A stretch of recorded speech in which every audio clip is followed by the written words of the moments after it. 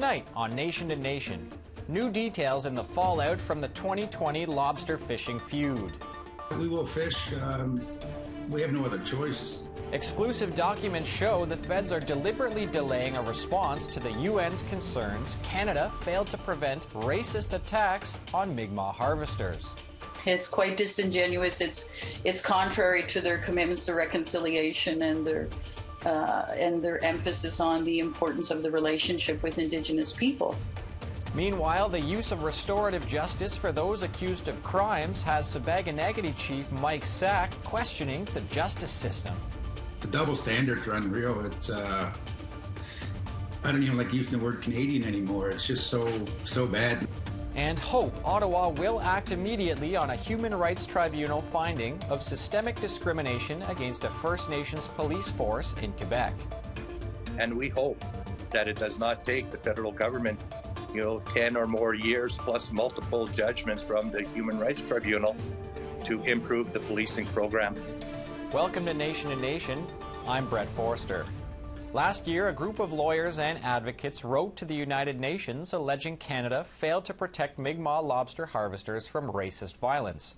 The UN Committee on the Elimination of Racial Discrimination wrote to the federal government expressing urgent concerns and requesting an immediate response. A year later, that reply has been drafted, but based on a legal technicality, Canada won't send it yet. Rosalie Francis is a lawyer and Sipekne'katik member. She was involved in the drafting of this complaint. Welcome to the show. Thank you. So what is this early warning and urgent action procedure that the UN committee invoked in this case? Well, the UN committee didn't in fact invoke it. We in fact invoked it, the group that sent the submission to the CERD committee. And so under the CERD committee, they do have the early action, which is a preventive measure to stop conflict occurring in different countries against different peoples based on racial discrimination and other hate crimes. Well, internal documents we've obtained reveal Canada doesn't believe this situation qualifies for this procedure. How do you react to the government taking that position? I think first of all, it's disingenuous of Canada, considering that they are a country that has signed on to the original United Nations Declaration passed in, I think, 63, and then the Convention in 65. So they have commitments that they've made to the United Nations and to other countries throughout the world that they will uphold human rights for all people.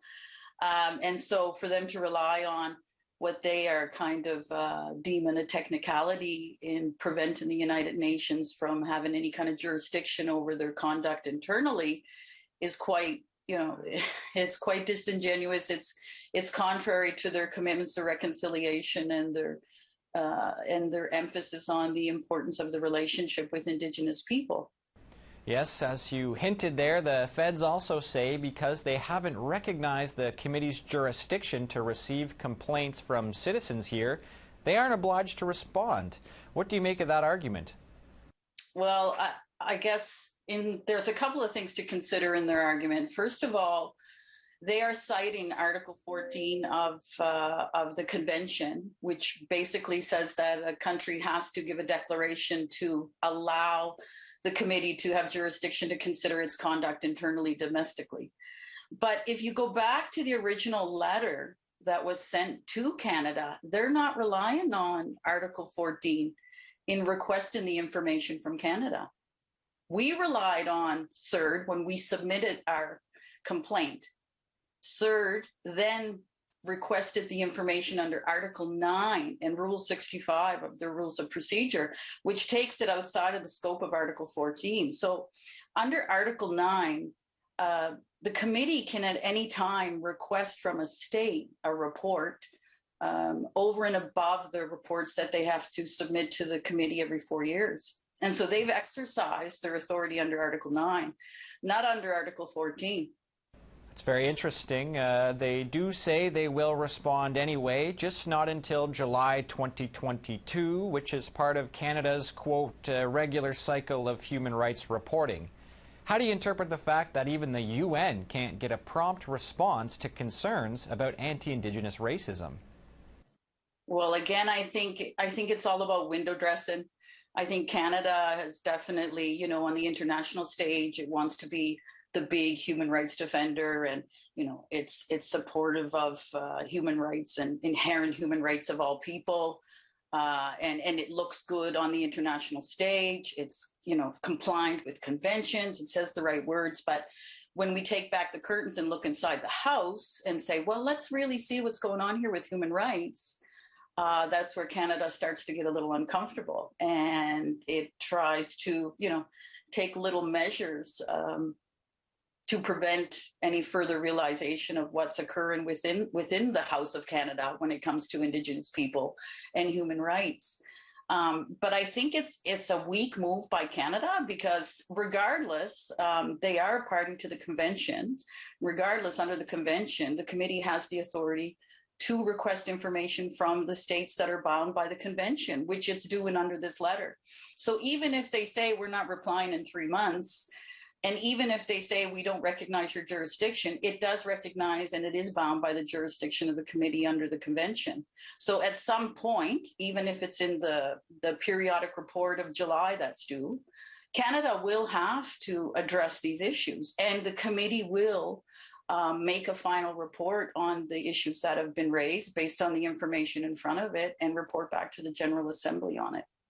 Now, putting these arguments to the side for a moment, how do you think the feds have handled this UN complaint generally?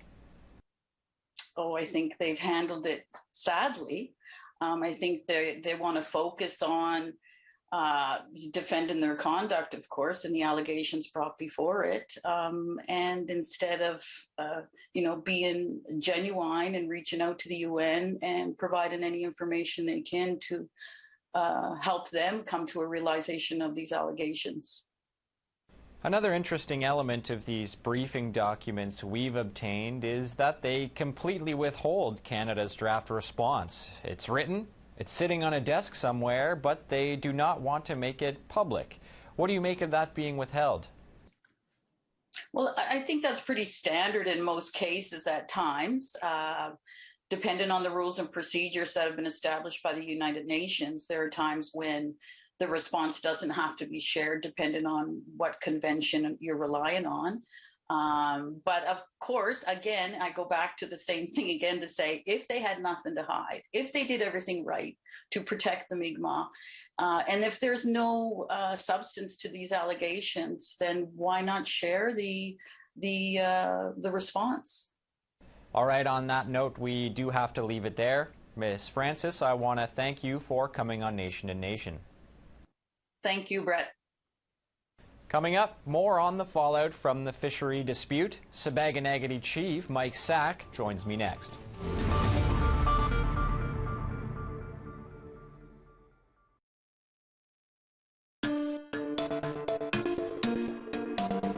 Welcome back.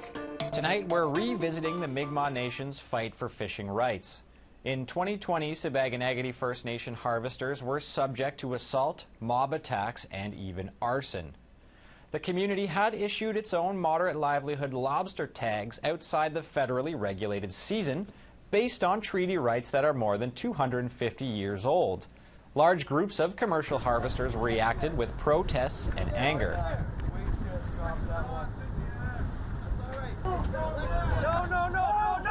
A flare was shot at Mi'kmaq vessels. There were boat chases and a floating blockade.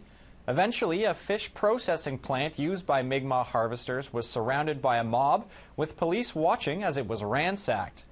A van was set ablaze, and later the fish plant itself was torched. Now, restorative justice is being used for 22 of 25 people accused of crimes. Chief Mike Sack was at the center of the treaty fishery launch. He joins me now for reaction. Welcome to Nation to Nation. Thanks for having me, Brett. Chief Sack, first I'd like to ask you about the racism complaint to the UN, which we just discussed. How do you feel about Canada dragging its feet on that? I'd like to say I was surprised, but I guess I'm not. It's just a matter of what could you expect from them, right? They kind of been trying to mess with the system the whole way and doing what they want. And we're hoping that the UN would hold them accountable, but they seem to be pushing back there as well. Now, on the issue of restorative justice, is that something you support in these cases? Restorative justice, I thought was a real big cop-out. And then I just learned today that restorative justice is something that people are pushing for, because they were trying to take another route with them and they were going to get off scot-free. I've also learned that they don't want to meet with the First Nations communities. And so there's no actual mending that wants to happen on their end. It's, they've been charged and they just want to go away as quick as they can and not be held accountable for their actions. If the situation was reversed and mobs of Indigenous people had attacked commercial fishers, do you think there'd be that same sort of lenience? I strongly believe that our people would still be in jail trying to get out. Like, it's the double standards are unreal. It's I don't even like using the word Canadian anymore. It's just so bad. No matter what minorities are, everybody takes the same punishment. Well, I'd like to switch gears a little bit now and ask you what happens next with the moderate livelihood fishery. The spring coming up, and I guess we'll wait and see and have our people back on the water and try to approach it that way. It was a hard year last year. It was the hardest one for our people. Every trap that went in was taken and they had a hard go. We have a community in poverty and we're just looking for a way out, and Canada doesn't want to help us get out at all. And in fact, I think they want to hold us into a bad state. So are you planning to fish this year, and under what circumstances? Yeah, we will fish. We have no other choice. The prices of food are going crazy, the fuel, everything. Like the price of everything is just getting so out of reach for our people. We had the highest poverty rate in Nova Scotia, and hate to see it what it looks like next year's chart. It'll be very bad. So we have no choice but to fish and to try to help provide for our people and to have a better way of life. They can't even afford to buy healthy food. What type of response are you expecting from the Department of Fisheries and Oceans when you do hit the water? I imagine just be the exact same as last year. They've pretty forceful, and they're coming in and trying to keep all of their commercial fishermen friends happy, and they'll be in and taking our people's boats and traps and gear and harassing our people as usual. Well, there was recently a federal election, and there is now a new Minister of Fisheries, Joyce Murray. How do you think she's done so far on this file? I wouldn't even know her name. Off looking to have a discussion with her, and we haven't heard back. And I was actually wondering who the fisheries minister was actually earlier today. So since the election, no one has reached out to try to, have some negotiations or make a little progress before we reach the next fishing season? Not at all. We got an email from a local enforcement side of BFO just talking about our food social ceremonial. And of course, they're just looking to make sure they cap it and try to give our people a hard time. But no, the fisheries minister, we haven't heard from. We requested a meeting, and I don't think there was any interest on her end. Well, as we discussed earlier, the complaint alleging racism and failure to protect the Mi'kmaq fishermen hasn't even been responded to yet by Canada. How concerned are you that there could be more violence and civil unrest in the future? It's very alarming. I think anyone could sit there and look back through Canada for the last, 20, 30 years and see the different situations that happened and how different people get treated differently. And it's very alarming. I do believe we're all the same. One side protest, they get arrested. The other side protest, they get sent home. There's just no fairness at all. And it's actually, I guess, the opposite of fairness. They're just completely trying to keep our people down, and the genocide. It's unreal. Now, successive governments have been punting this issue down the election cycle for 20 years since the Marshall decision.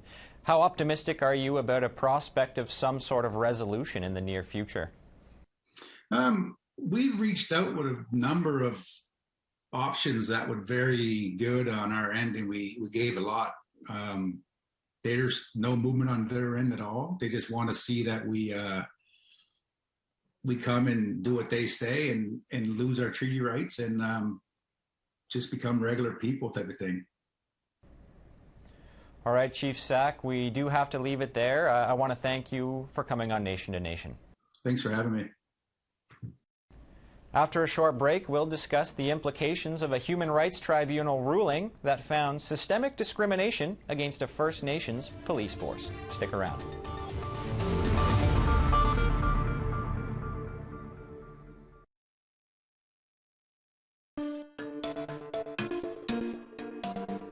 Welcome back. We often hear about discrimination by police, but discrimination against police? Well, the Canadian Human Rights Tribunal ruled on that earlier this month. It found Canada is discriminating against a First Nations police force by chronically underfunding it. The case has echoes of the well-known complaint over child welfare, and it could have implications for other Indigenous law enforcement agencies. Joining me on this is Lance Hammond. He is the chief of the Kibawik First Nation in Quebec. Welcome to Nation to Nation. Good afternoon, and thank you very much for welcoming me. Chief Hammond, First Nations policing advocates have been complaining about underfunding for years. How did you react to this finding? Again, very proud of the fact that, the community of Mastuwiach took this challenge on behalf of all First Nations, because while the judgment is for Mastuwiach, it is clearly a reflection of the chronic underfunding that the First Nation policing program has had, since its inception. How does this system impact the delivery of services, Well, it impacts us in that we are not given equal funding to what our provincial counterparts are. And I just want to go back a little bit, because the Canadian Human Rights ruling, is critical of Public Security Canada and the FNPP program, the First Nation Policing Program. But here in Quebec, it's works a little bit differently, in that what the judgment has basically done is allowed, the Ministry of Security Public Security Quebec,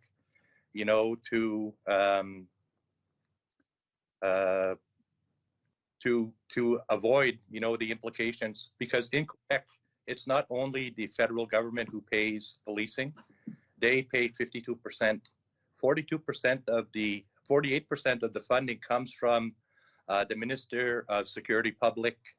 And so this judgment really is a reflection of both levels of government that have chronically underfunded our policing service. And most importantly, I guess it really equates to the amount that is given per officer at the provincial level versus what First Nation officers or communities receive to hire First Nation police officers. And it's frustrating in that we have the same training, we have the same risks, and yet, we are funded differently, and that's very problematic. And the CRT judgment, confirms that not only Canada, but in our case, Quebec, has chronically underfunded our police service for years. Yes, the arrangement is actually similar here in Ontario, where the provincial government and the federal government each chip in parts of the funding. What do you think this systemic discrimination finding could mean for other Indigenous police forces, not just here, but elsewhere? Well, I think, it will all depend on what the remedies are that are determined by the Human Rights Tribunal in the second phase of this complaint. And so, depending on the findings, I guess our hopes and aspirations is that there will be an enhancement and an improvement, to the First Nation policing program to reflect, what it really costs to deliver policing services in our community, and ensuring, that we're funded on par with our provincial counterparts. As I mentioned, we do the same work, we inherit the same risks, and we have, the same financial responsibility. So we're hopeful that once remedies are determined, that we can use that as leverage to find improvements within the First Nation policing program. And it's vital that we do, because the province of Quebec will not increase its funding proportionally unless the federal government does. So we're hoping that this judgment will lead to increased investment by the federal government in the First Nation policing program, and that will in turn, oblige the province, to pony up their 48% of the funding and get us closer to where we need to be. Well, on a related note, the Liberals have pledged a legislative overhaul of the First Nations policing program. The details haven't been released, but do you think this ruling could get some action on legislative reform? It could possibly. I think, that work is just really starting to commence in terms of the joint development of legislation towards First Nation policing. I know that Public Security Canada has an agreement or a working arrangement to develop this legislation in collaboration with the Assembly of First Nations. I sit on the Chiefs Committee for the province of Quebec on this committee. So we're hopeful that, again, it will lead to important changes to the policing program. And we're hopeful that, this legislation, if we follow the agreed upon work plan and timeline, should be, put forward, sometime this year. The similar case over the underfunding of the on-reserve child welfare system eventually resulted in quite a bit of action. Do you think First Nations police services could maybe rally around this case to push their causes forward? Well, I think, the principles of getting a resolution are very similar. I don't think we can leverage, what happened in the child welfare because it's specific, but we're hopeful that the Government of Canada has learned that the Human Rights Tribunal has issued a ruling. There will be remedies, and we hope that it does not take the federal government 10 or more years plus multiple judgments from the Human Rights Tribunal to improve the policing program. So we're hopeful that, invest in the front end based on, real needs and the work that's been done to date, and, provide us the funding we need without us having to go multiple times to the tribunal, getting multiple judgments. I think, that's the lesson learned from the human rights complaint on child welfare, is that at the end of the day, the feds were found to have chronically underfunded that particular program. It's the same with policing. Let's have the conversation, find solutions on the front end instead of waiting 10 years and a whole bunch of legal processes only to end up negotiating a settlement, that makes sense. I think we can avoid a lot of that if the federal government comes to the table and is open, transparent, and really wants to improve, First Nation policing in our communities. All right, well, let's hope it doesn't get to that point, but we do have to leave it there for this segment. Chief Hammond, thanks for your time. You're very welcome. Thank you very much.